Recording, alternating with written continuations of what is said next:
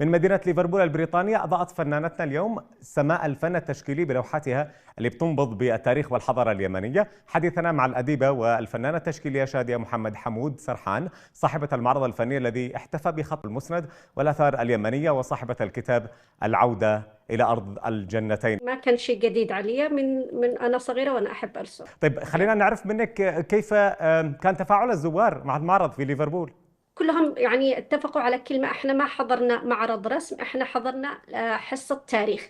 يا سلام. لأنني ايش اللي سويته 3 أيام، المعرض كان مدة 3 أيام، كل زائر يحضر أشرح لهم على كل لوحة. طيب بالنسبة لكتاب العودة إلى أرض الجنتين، هل هو كان امتداد بصري وكتابي؟ حاولت من خلاله أنني أبرز جمال مملكة سبأ وألقي الضوء على الملكة بلقيس كملكة كشخص. وانت في الغربه يعني ست شاديه، ما اللي دفعك انك تشتغلي على هكذا نوع جديد ايضا من الفن التشكيلي والمجسمات هذه الجميله اللي حطيتيها في لوحات؟ لما لاحظت من خلال الحرب أنه في كمية كبيرة من الآثار اليمنية تم نهبها وسرقتها وبيعها في مزادات عالمية، مثلا هنا في بريطانيا، هنا في لندن، يعني عرضت كميات كبيرة من غير نعم. الدول اللي في أوروبا وحول العالم.